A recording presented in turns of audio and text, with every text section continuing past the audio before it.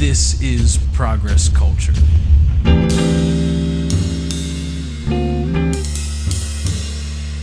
Progress Culture is a weekly happening where master drummer Paul F. Murphy and I share live improvised music and conversation with people from a variety of fields and expertises about the significance of human creativity in the advancement of ideas, culture, community, freedom, and progress for all. We're excited to have you here, so let's get into the show. But first, let's hear some music.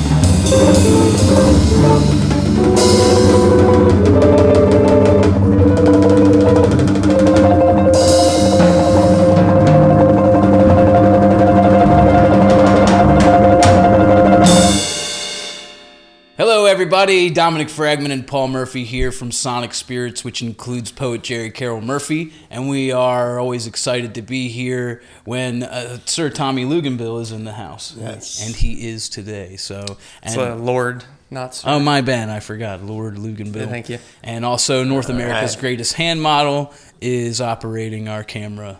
It's good to be with Alex Walker as well. So today we've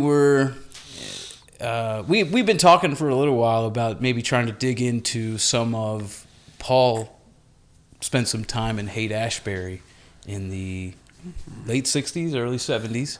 And we've been talking about wanting to hear some more of that. And I know Tommy has been really wanting to ask some questions. So Tommy, well, what do you want to? So, all right. So I've been to Haight-Ashbury, and I'd obviously heard a lot about it. So I went 2-3 years ago, So I stayed in it, or on the street. Quite beautiful right now. Yeah, and the houses are just these elaborate. They're mansions. I mean, I don't know how else to describe these things. Right. But Beautiful. I get the feeling that it's probably a lot different now than it used to be. When I'm staying in a house that's like listed, I can't remember what it was, like a $3 million house or something. Jeez. And I'm like, isn't this where, artists used to live? And so they still do, because you still walk around the neighborhood, right, and there's bars and there's coffee shops where there are definitely artists there. Mm-hmm. But I looked at it and I kind of thought to myself, what did this look like 30, 40 years ago? And that's what I was going to ask you, Paul, is, I guess, when you got there, what was it like? And then if you even know the answer to this, what was it like before it got popular? Was it just a random town? But anyway, I guess when you got there to start with would be interesting. Yeah, when I got there, it was, definitely already Haight-Ashbury. Right. And there were hundreds and hundreds of people not only living there, but the buildings that you're talking about and that you saw, the buildings back then, most 90% of them were painted in multicolor. Yep. Just like you've seen. Yep. However, they weren't as perfect as what you have seen. Right. Right? They were old. Yeah. But because of the people that were living there, they did take the opportunity to paint in many colors so that it was happy. Mm-hmm. The park, which ran straight up through Haight-Ashbury, which you saw, yep, and the circle of the park, which is like at Masonic and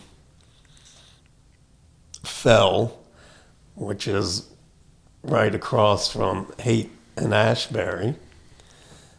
That's the first place that I moved into in Haight-Ashbury. And that being said, when I first got to San Francisco, I met a really close friend of mine and great drummer named Michael Clark. And Michael was playing with Herbie Hancock at the time. And also a bass player named Paul Jackson. A few months went by, and it ended up that Michael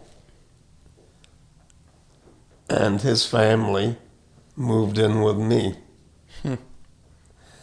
And we shared the space. Now, sharing the space, number one, 90% of the doors in Haight-Ashbury were not locked. And there were lots of people in the park. Right.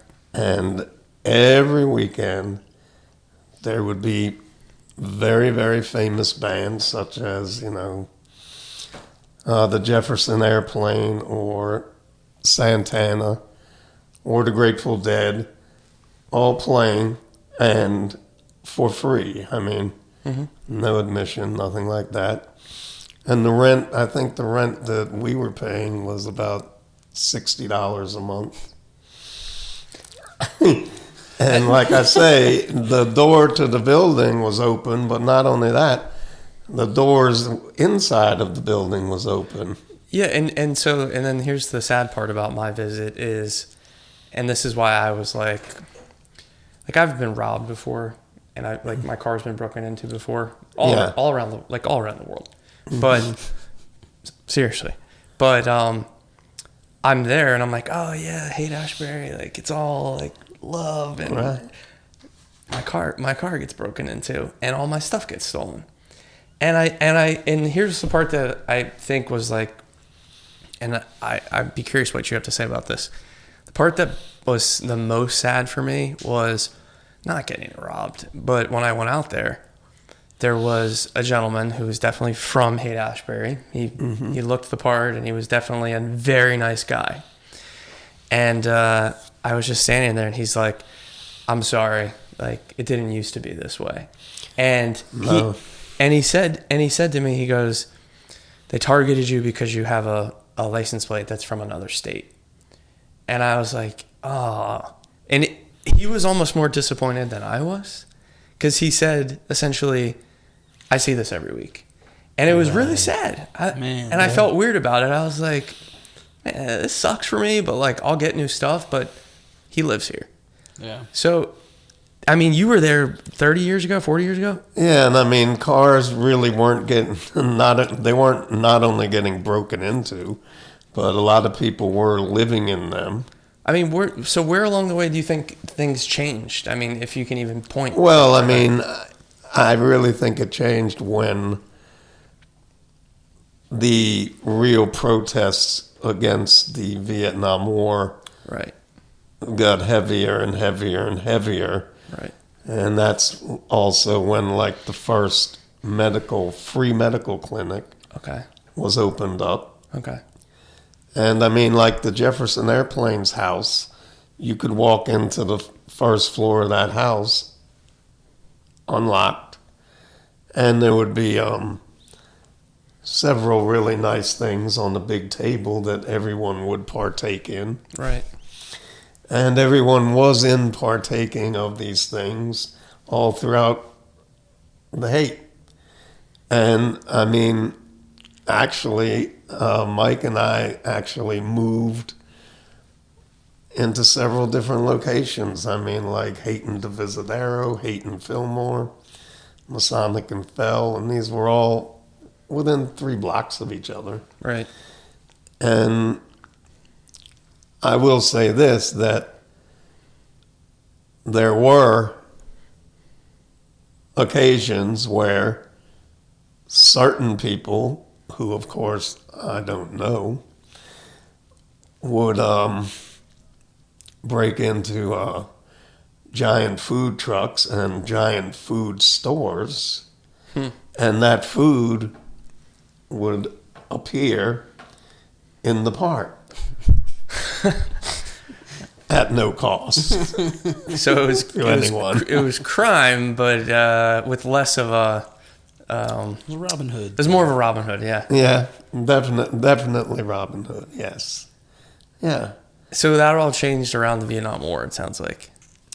Well, what happened is when the protesting started to get very heavy, Yeah. that's when,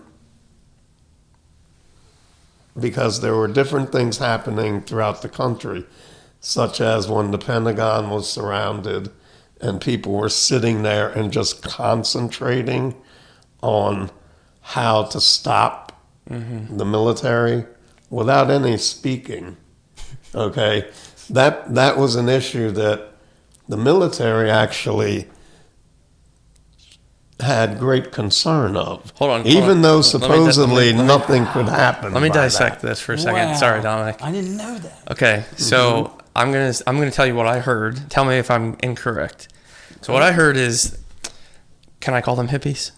Sure. Okay. Yeah. I don't know if that's derogatory. Hippies and yuppies. Okay, But hippies and mostly yuppies. hippies. Okay, there were a lot of yuppies too. You're right. So hippies and yuppies Yeah. are getting together, not talking, not rallying people, meditating in a Yes, park yes. to think positive ways. To stop the Well, wait, military was it and in a doing park, action. or was it? You said they were around the No, Pentagon. no. This in the park, yes, but also Yeah. an event took place at the Pentagon. And so, and by the way, I'm totally about this. Maybe we could organize. So what you're saying is that freaked out the U.S. military enough to be concerned that it potentially was working. I believe so, yes, because then all of a sudden the San Francisco quote unquote upper level, let's just say, Right. of the people in control, Okay. all of a sudden decided that, well, you know what, these buildings down in Haight that are on this end of the park, you know, they really need to be built up. Not only built up, but built up to the point where rentals has increased, and, you know, the people, they need to move out. And in fact, the last building that we were in, they came in and started construction, and the doors were still unlocked and the doors were still wide open. And their first thing they did was take the doors off of the building, including the interior doors of the building, so that you would definitely want to be out, because during the 8-hour day, there'd be construction crews coming in. While you were living there? Yeah, while you're living there. Mm-hmm. So that was one thing that started. But then also what started was they no longer wanted these concerts happening in the park. They didn't want the big gatherings on a daily basis of people, let's say, smoking pot or reefer back then, whatever you like to call it. And, it got to the point where you just didn't want to any longer be there, and you couldn't afford to be there. So it worked. What they did. They did worked, yes, and just like it works today, it's still working. So, Yeah. Sorry, Dominic, I'm I'm barging in here. I'm just listening. I'm enjoying it. Okay, so these meditation sessions, either at the Pentagon or in the park, this happened a lot. Oh yeah, daily. Sure. And was it even thought about in terms of coordination? Was there like a head person? Did people just do this? No, people really just did it. They really did. And I mean, yes, there were a few people that were, I guess you would say, head people, but everybody there was a head person. Right. So, I mean, everybody was basically in the same mindset. So you didn't really need a leader to be making things create. All you sort of needed was a pack of zigzags and roll it up, and everybody was feeling like concentrating. Interesting. Yeah. Wow. Didn't think it would go this way, but I see, like, I've heard the military being very afraid of people using I don't even know what the right word is, not psychosomatic, but Psychoactive? Yeah, like their brains to do things. And they were desperately afraid of the Russians for doing it. They've even taken people that are Americans that show signs of being gifted at it and trying to figure out, like, okay, well, how did you tap into that? So it makes perfect sense for me to hear you say that one of the biggest concerns was, in fact, hippies thinking positively. It's crazy, but I would never have put that together with Haight-Ashbury. Wow. Yeah, well, that actually is true. And I mean, once people started leaving the Haight, a lot of them ended up in Colorado. Yeah. And a lot of them ended up in upstate Washington. And are a lot of them still there? Yeah, there are a lot of them still there. I mean, if you just say, look at who's legalizing the smoking of marijuana. Yeah, it's true. Pretty much those same states equal that mindset. So the history of, like, illegalizing marijuana and related to racism, I've heard that argument a lot, right? They tried to pin marijuana, weed on the population that was generally black. I'm curious to your thoughts on why would they really have come so hard down on weed? Like, what is their fear? I think really that they came down on it because it happened to create, number one, a social grouping of people that were balanced, actually. Yeah. And not going crazy. Yeah.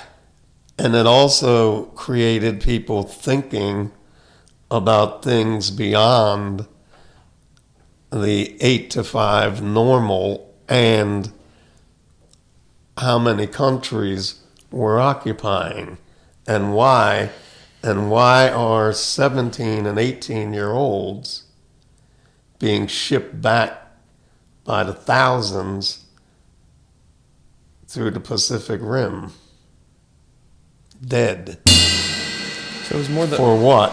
So it was more the. I mean, were we really fighting in Vietnam for the war against what?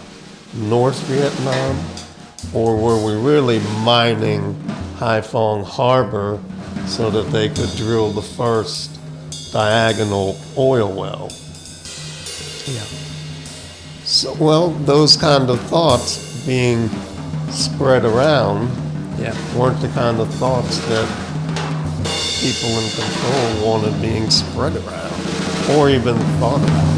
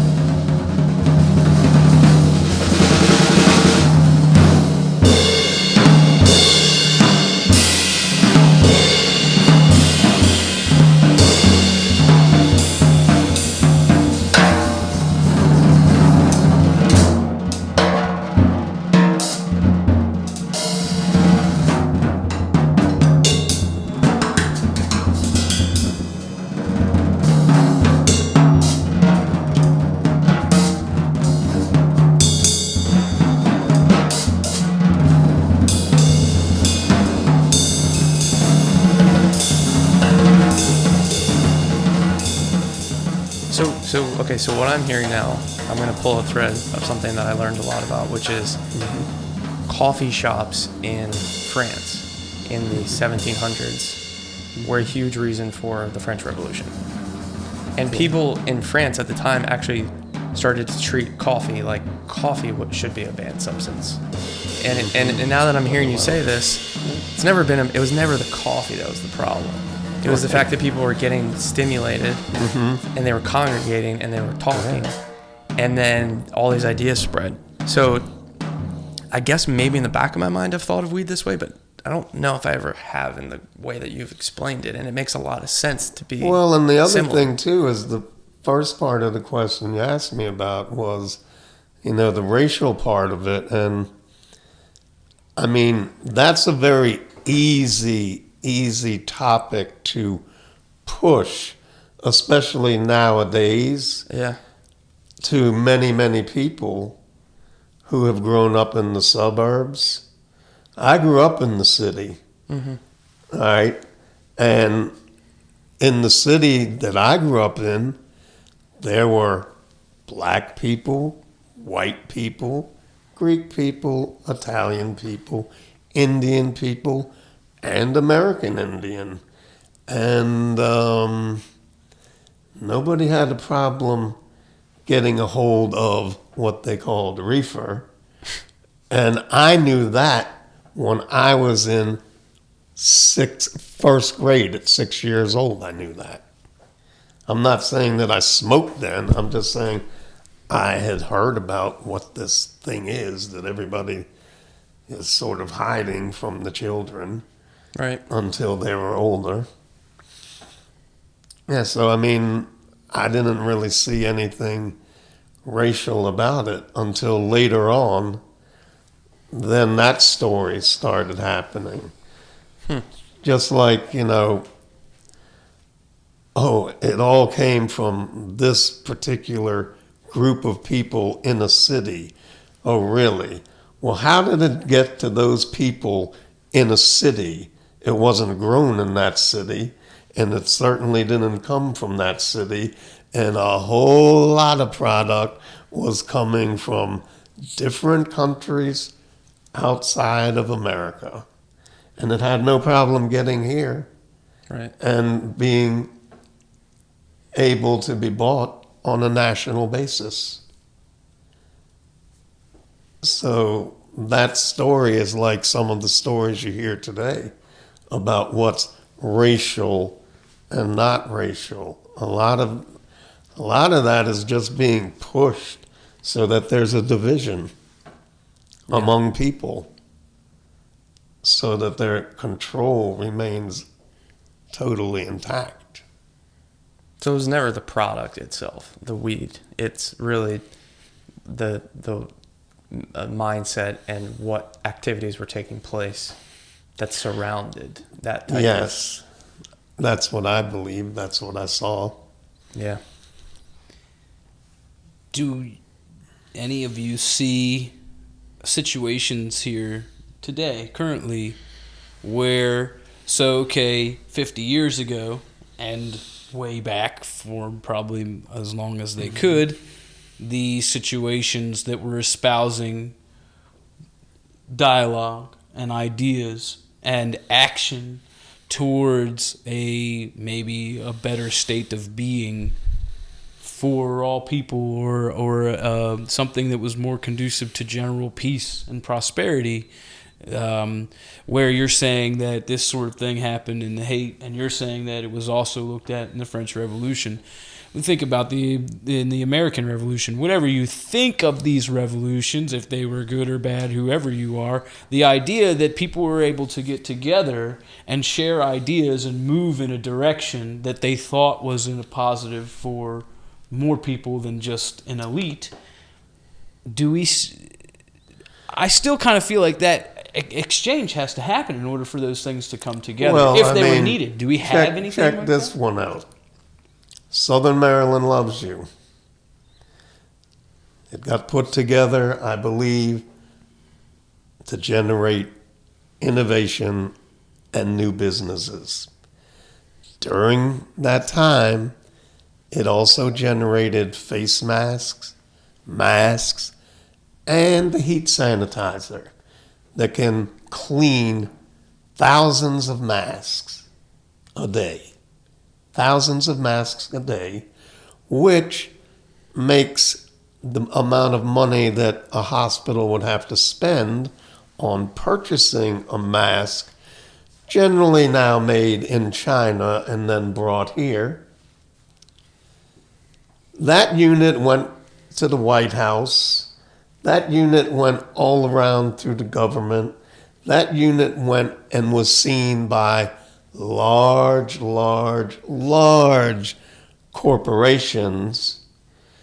And that unit is in 2 places or 3 places in the Southern Maryland area when it is not only needed in America, but it would be very helpful throughout the world where the vaccine is not even present yet.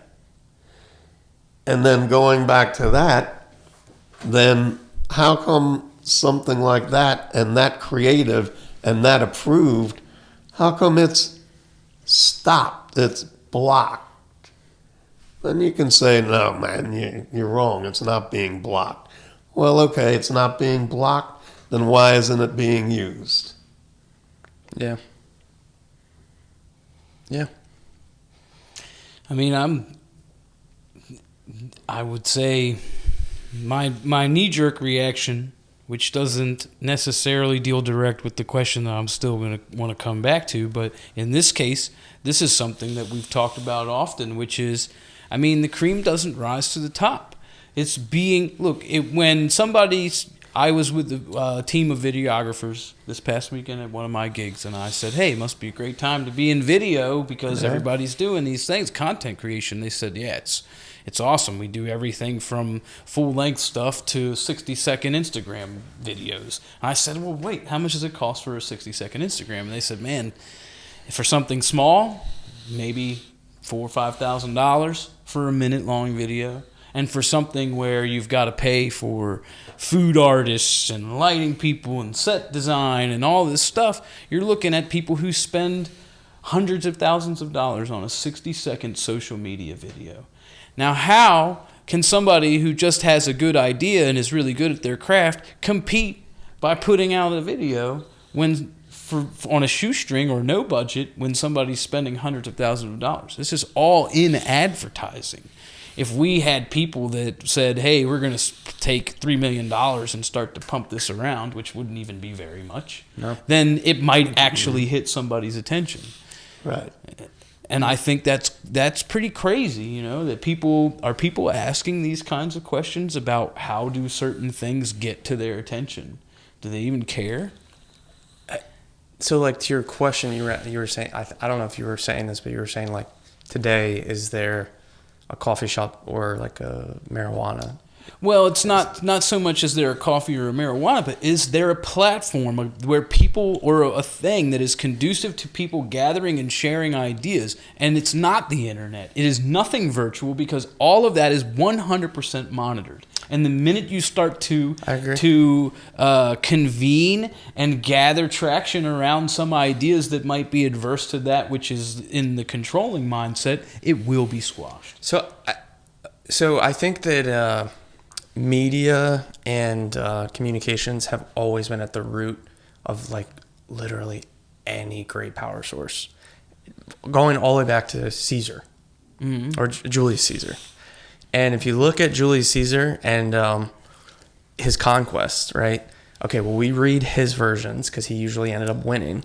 But what they say about Caesar is, like, the smartest thing that he did was he had a ton of debt. So he borrowed tons and tons and tons of money. And so he'd be like, oh, God, how am I going to pay these people back? So he'd be like, all right, I'm taking the army out. And what he would do is the people who he owed the most money to, he would take their sons with him. And then when he would win a battle, he would write these long letters about how particular people fought valiantly and helped him secure the win.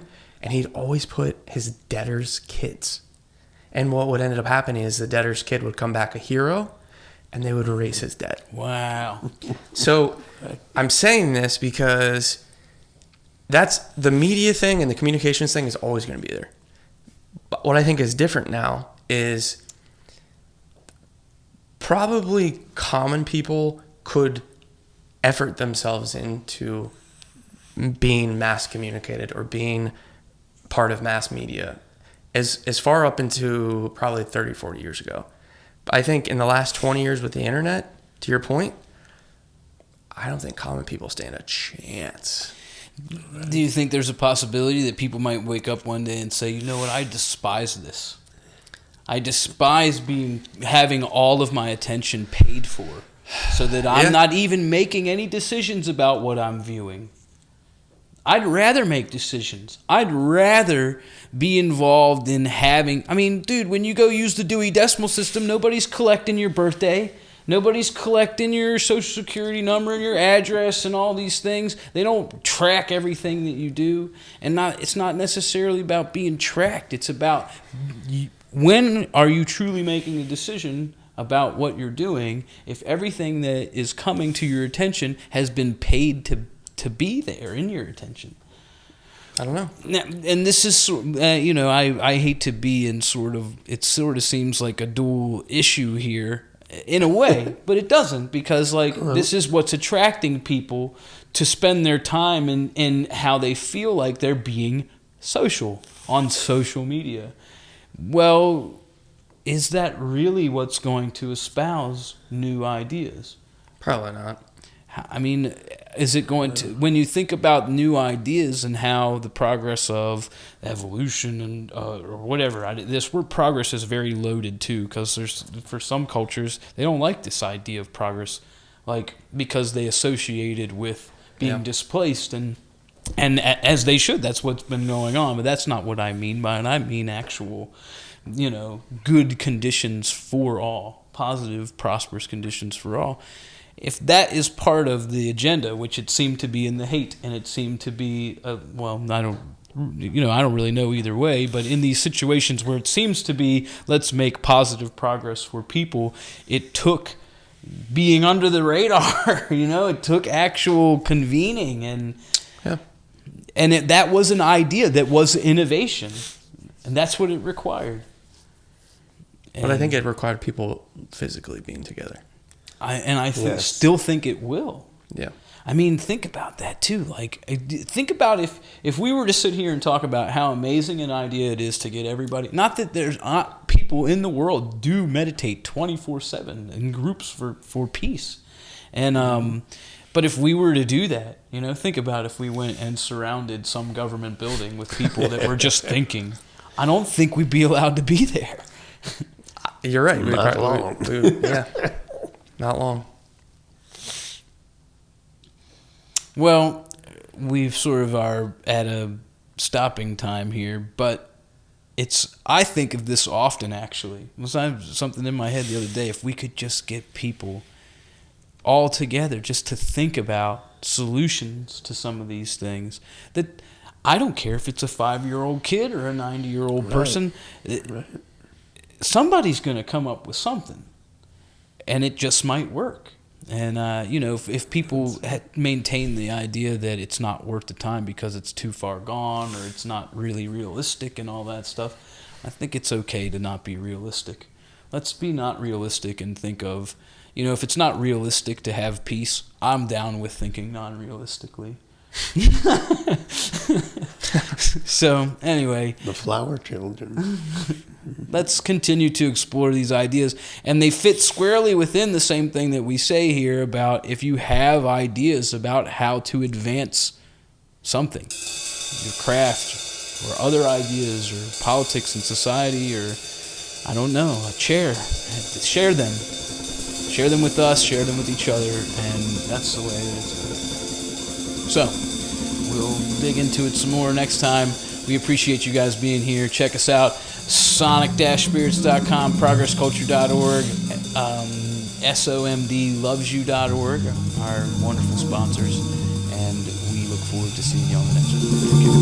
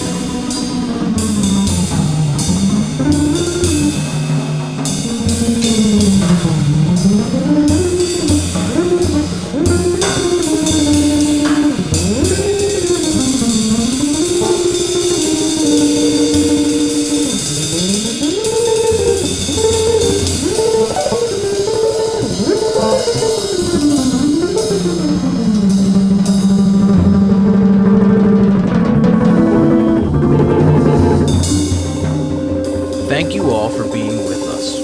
We appreciate your time and consideration. And, as always, please feel free to reach out to us at progressculture.org and sonic-spirits.com. We are building a community that supports positivity and progress for all, and in all fields. If you have any ideas about how to do that, please share them with us, share them with each other, and we can make it happen. Thanks for watching and listening. We hope to see you on the next one. Much love.